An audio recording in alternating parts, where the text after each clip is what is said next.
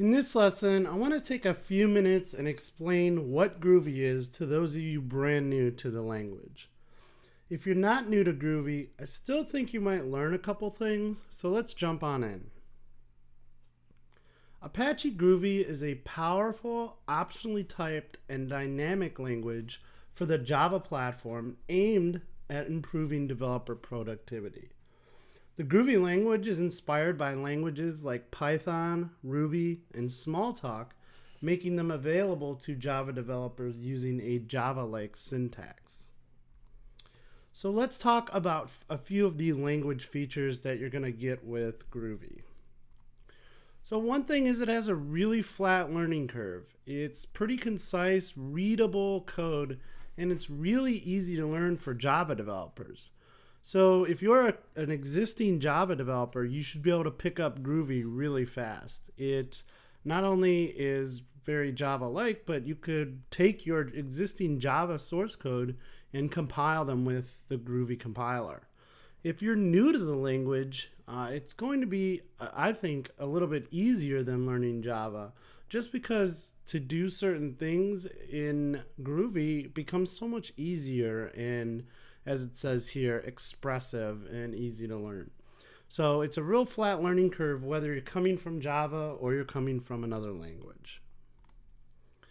It does have smooth Java integration, so this is really important for existing Java developers. If you're working with, say, third-party libraries that are written in Java, you can easily integrate with those. So it plays nice with Java. It has a vibrant and rich ecosystem. So there are different pieces of, or different projects of code for all different things. There's things for web development stacked, reactive applications, some really great build tools and testing tools, code analysis, GUI building, etc. It's really a great community of people and projects, and it just seems to be growing by the year. So powerful features. So we're going to go through a lot of these throughout the course. We're going to talk about things like closures and how they really help kind of clean up some code and make it just more functional. We'll look at these things called builders, which allow you to kind of create either like object graphs or markup or JSON in a really nice, easy to use syntax. Really great meta programming. That's really where all of the dynamic features come in, is the compile time and runtime meta programming. Functional programming type of coding, type inference, and there is the ability to do static compilation as well. So there's a lot of really great powerful features, and we're going to go through those throughout the course of this course. Domain-specific languages. These are or you may hear of them referred to as DSLs, or really domain-specific languages are short, expressive means of targeting a particular kind of problem, and they're really cool. And in Groovy, with its syntax, you can write out some pretty cool DSLs. And finally, scripting and testing glue. Great for writing concise and maintainable tests, and for all your build and automation tasks.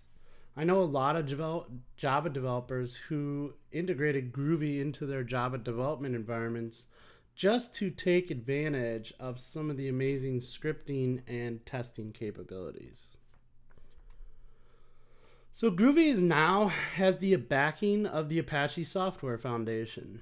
For me, that just signals to everyone that this is a reliable and stable open source project that is not going anywhere.